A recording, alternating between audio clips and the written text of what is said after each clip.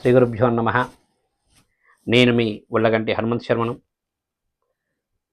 మరి ఈ యొక్క ఫిబ్రవరి నెలలో మరి 12 రాసుల వారికి మరి ఏ విధంగా ఉందో తెలుసుకుందామండి. ముందుగా మనం మేషరాశికి వెళ్తున్నామండి. మేషరాశి వారికి ఈ నెలంతా కూడా చాలా బాగుంటుంది. గత నెలలో పడ్డ చిన్న చిన్న ఇబ్బందులు కూడా తొలగిపోతాయి. మరి భార్యాభర్తల మధ్య సరైన అవగాహన ఉంటుంది. వీరికి బంధుమిత్రుల వల్ల కూడా సహాయ సహకారాలు చాలా బాగా అందిస్తారు. వారి వల్ల కూడా వీరికి చాలా బాగుంటుంది. అదేవిధంగా మరి సంఘంలో ఉన్నటువంటి పెద్దవారితో పరిచయాలు ఏర్పడతాయి. ఆ పరిచయాల వల్ల వీరు కొన్ని పనులు కూడా సాధిస్తారు. ఆ పరిచయాల వల్ల కూడా వీరికి ధనం చేకూరుతుంది. ఇక భూ వ్యవహారికంగా కూడా వీరు నూతన మరి ఏదైనా ఇల్లు స్థలాలు కానీ ఇల్లు కానీ కొనుక్కోవడం జరుగుతుంది. మరి నూతన వాహన సౌఖ్యం కూడా ఉంది.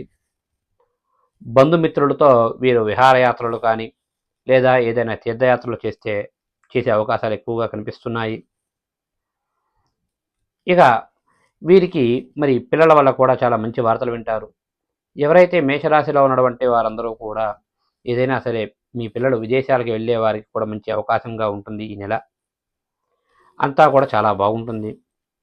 ఇక వ్యాపారస్తులకైతే ఈ యొక్క మేషరాశిలో ఉన్నటువంటి వ్యాపారస్తులను కూడా చాలా అనుకూలమైన నెల. ఈ నెలంతా కూడా మీరు లాభాలు ఆర్జించే అవకాశాలు ఎక్కువగా ఉన్నాయి. మీకు పట్టిందల్లా బంగారంగానే ఉంటుంది.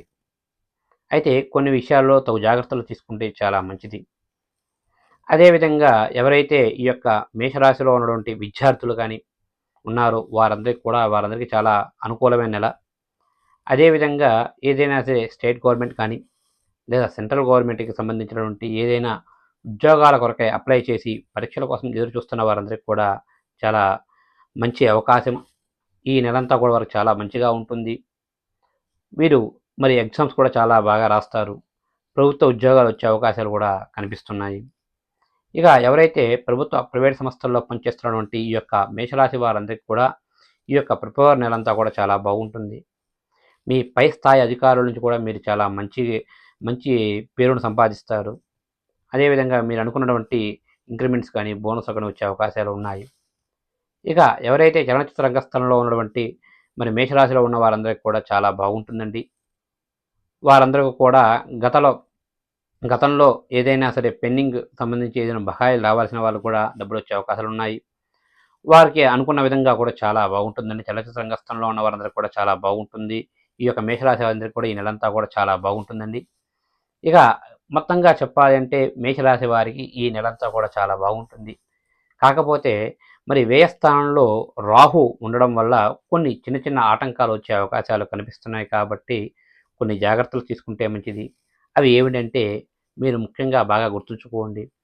మీరు ముఖ్యంగా ఆదివారం రోజునాడు తప్పక ఈ యొక్క రాహుకాల సమయంలో అనగా సాయంత్రం 4:30 నుంచి 6 గంటల మధ్యలో మరి రాహుకాల సమయం అంటారు. ఆ యొక్క సమయంలో మీ దగ్గరలో ఉన్నటువంటి ఈ యొక్క దేవాలయాలకు వెళ్ళేసేసి ఆ యొక్క దేవాలయంలో నవగ్రహాల్లో ఉన్నటువంటి రాహు గ్రహానికి అర్చన చేయించుకుంటే చాలా మంచి జరుగుతుంది. ఇక ఈ నెలలో వీరికి మరి అనుకూలమైన రోజులుగా మరి 2వ తారీఖు, 9వ తారీఖు, 11వ తారీఖు, 15వ తారీఖు, 19వ తారీఖు, 27వ తారీఖు, 29వ తారీఖులు వీరికి అనుకూలమైన రోజులుగా ఉన్నాయండి. మరి అదేవిధంగా వీరికి ప్రతికూలమైన రోజులుగా మరి 4వ తారీఖు, 7వ తారీఖు, 13వ తారీఖు, 17వ తారీఖు, మరి అదేవిధంగా 22వ తారీఖు, 24వ తారీఖు వీరికి ప్రతికూలమైన రోజులుగా ఉన్నాయి. కాబట్టి అనుకూలమైన రోజుల్లో మీరు ఏ కార్యం తలపెట్టినా ఎటువంటి ఇబ్బందులు లేకుండా కూడా పూర్తవుతాయి.